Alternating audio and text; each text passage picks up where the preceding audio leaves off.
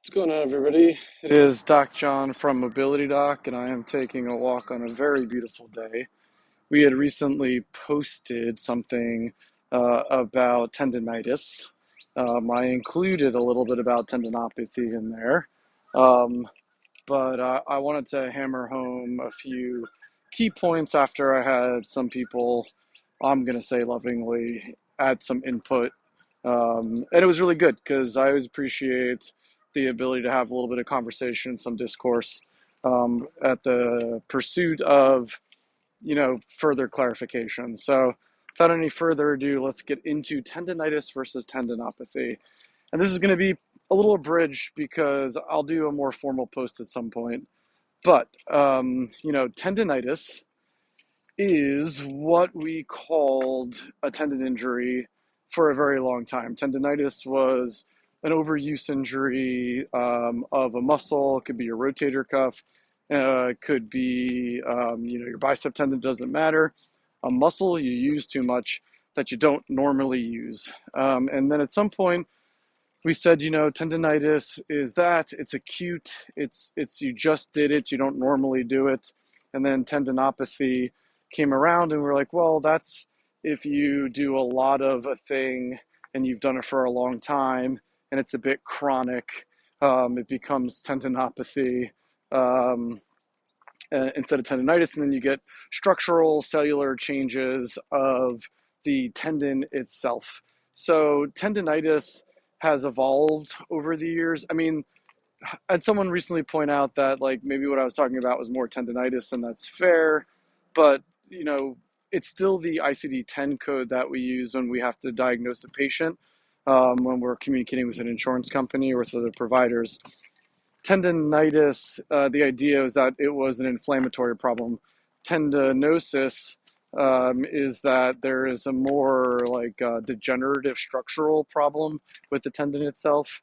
And the issue is one of semantics. So the problem that the academic community has with the word tendinitis is that they believe that tendinitis is too limiting to being an inflammatory issue. And it overly simplifies the problem. And some people early on and still maintain that there actually isn't inflammation that's going on. But the reality is that there are other studies and then meta-analyses that have shown that with more current technology that there is actually a bit of inflammation also that exists even with a tendinosis or with tendinopathy. So the problem is tendinitis is maybe a little oversimplifying, but the tendinopathy tyrants are saying that that it's not an inflammation issue. But at the end of the day, the way that we go about treating tendinitis versus tendinosis is a little different, but it's always per the patient. So when someone tells you you don't have tendinitis, you have tendinopathy, know that it's coming from a good place, and they'll talk to you about a spectrum. And the issue, like I said, is one of semantics. There isn't a true easy way to capture is it one thing or another thing, and to use a word that is representative of all the things that you're experiencing. So tendinopathy might be more appropriate, and then there's a spectrum in which you exist on the tendinopathy spectrum. But whether you have tendinitis or tendinopathy, the issue is mechanical and structural, and you're doing too much of something, and you need to take tension out of the muscle to relieve the tendon. Manual therapy, myofascial technique, muscle scraping, muscle flossing, ice, anti-inflammatory, a bit of stretching, a bit of strengthening, especially eccentric strengthening.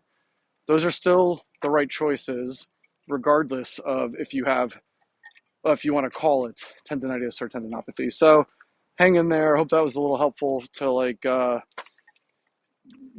clear up some of the ambiguity or confusion around what it is. And as always, thanks for listening to me rant. We will talk to you soon. Bye.